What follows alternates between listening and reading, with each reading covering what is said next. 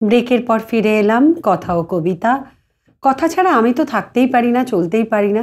আর কথা বলতে বলতে শুধু কবিতার লাইন খুঁজতে থাকি যে কোন কবিতার লাইনটা এই সময় আপনাদের ছুঁয়ে যাবে।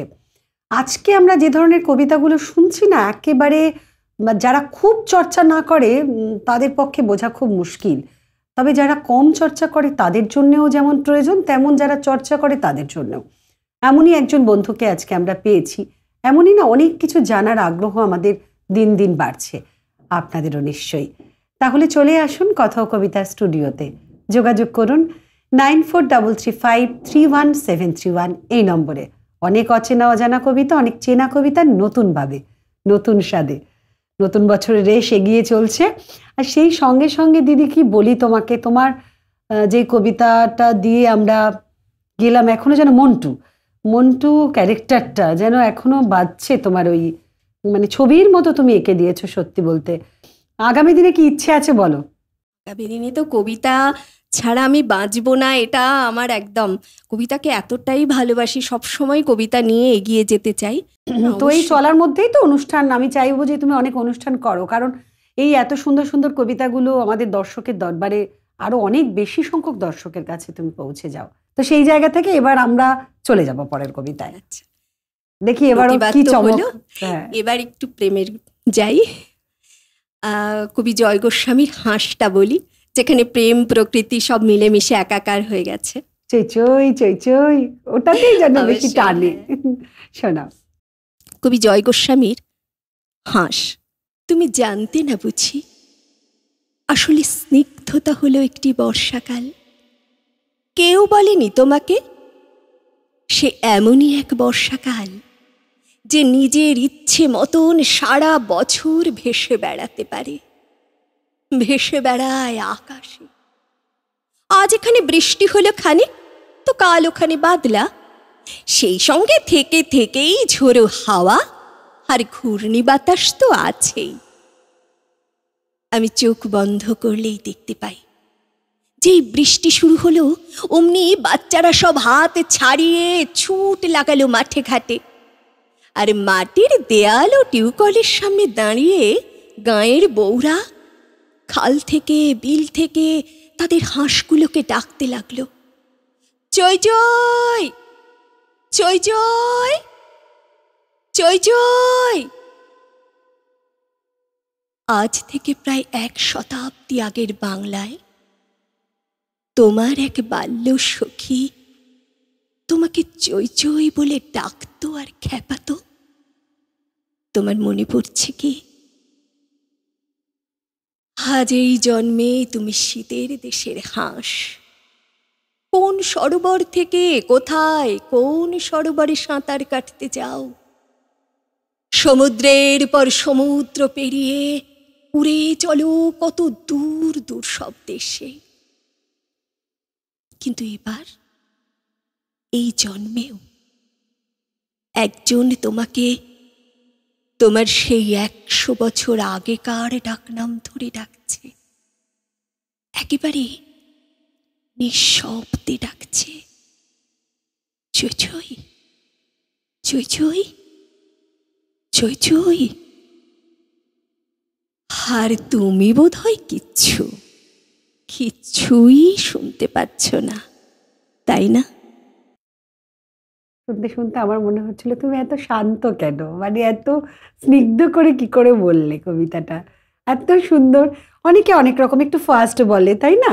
কিন্তু তুমি ভীষণ ধরে ধরে একেবারে প্রকৃতির সঙ্গে নিজের সবটা মিলিয়ে মিশিয়ে মানে তোমার মতন করেই বললে। আমরা দিদি একেবারে শেষে শেষে বলতে না আমার বেশি খারাপ লাগে, কারণ যেহেতু কবিতা ভালোবাসি, অনেক কিছু শিখি, অনেক কিছু শুনি সবার কাছ থেকেই কিছু না কিছু। সেই জায়গা থেকে বলবো শেষ কবিতা যেহেতু কি শুনবো, এবং আগাম তোমার জন্য অনেক অনেক শুভকামনা। এইরকম প্রাণবন্ত থাকো কবিতার হাত ধরে, কবিতাকে নিয়ে জুড়ে থাকুক তোমার। শেষ তো করতে ইচ্ছে করে না, কবিতা শুরু করলে মনে হয় একটার পর একটা বলে যাই। এবারে তাহলে আমি শুরু করব, এটাও একটা বার্তা কবি শঙ্খ ঘোষের, দেখতে তো হবেই সব আজ। যে এটাও সেই আমরা যে পরিবেশটা তৈরি করছি সেটাই, যে আমরা কতটা কি ভবিষ্যতের জন্য দিয়ে যেতে পারবো, কিন্তু এগুলো তো আমাকে তো দেখতেই হবে না। কবি শঙ্খ ঘোষের দেখতে তো হবেই সব আজ। মন ভালো নেই ঠিক, থাকবার কথাও নয় কারো, দুদণ্ড আশ্বাস ভেবে এসেছি এ না জানা নির্জনে। সূর্যহারা দিন, খুব নিচু আর ভারী হয়ে ঘিরে আছে গোটা চক্রবাল। তারই মাঝখান দিয়ে আমার আশ্রয়দাতা আমি দুজনে চলেছি শব্দহীন। ওর দুই চোখে ও কি অগাধ ধূর্ততা লেগে আছে। হাসি হাসি ঠোঁট, তবু মনে হয় যেন তা হাসি না, সঙ্গে যাওয়া ঠিক।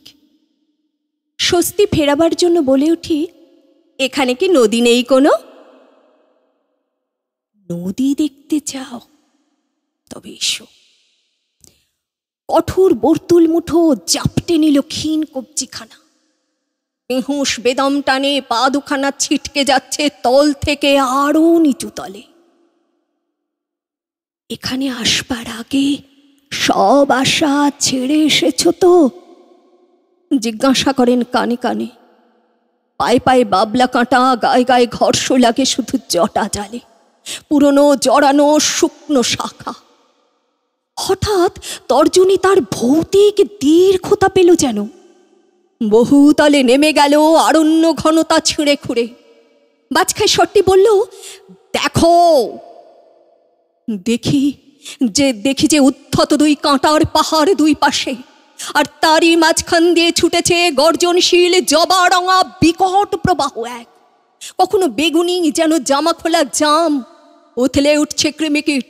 ফুৎকারে ফুৎকারে শুধু কর্কট বৃষ্টিক জলালুকা ঘিরে ফেলছে শূন্যতল। তাপে তার পুড়ে যাচ্ছি আমি দূর থেকে। চিৎকার শব্দেই বলি, এ নদী না, হে নদী নয়। আরে তিনি বিশ্বকেন্দ্র থেকে আজ বিশ্ব পরিধিতে এই শুধু একমাত্র নদী। দেখতে চাই না, দেখতে চাই না আর। দেখতে তো হবেই সব, এ না দেখে পালাবে কোথায় আত্মহারা? এত দূরে এসে উৎস জানবে না তা কি হয়? এসো, সঙ্গে এসো, দেখো ইচে। পাহাড় ভেবেছ যাকে, সে তো শুধু দিবাহীন বিবাহীন নগ্নকায় কিশোর কিশোরী যত অযুত নিযুত, আর যত পঙ্গু শিশুদল, ওদেরই সারাৎসার নিয়ে আজ ধাইছ ওই একমাত্র বেগবতী নদী। গোটাই পৃথিবীতে থাকবে না কোথাও ওরা, জন্মাবে না কেউ কোনোখানে, থাকবে শুধু এই মহাস্রোত। এসো, এসো এরই প্রবাহতে মুখ ধুয়ে নাও এ বিরলে, জানতেও পাবে না কেউ পাপ। দুহাতে অঞ্জলি বেঁধে সারা রাত সেই জল পান করে আমি আজ নীল। অনেক অনেক শুভকামনা। অসম্ভব ভালো আজকে একটা আড্ডা তোমার সঙ্গে আমরা দিলাম দিদি। আগামী দিন আরো কবিতা শোনার ইচ্ছে রইল। সময় হয়েছে কথা ও কবিতা আজকের মতো এই পর্যন্তই। কবিতায় থাকুন, আমাদের সঙ্গে থাকুন, ওয়ানের সঙ্গে থাকুন। নমস্কার। নমস্কার।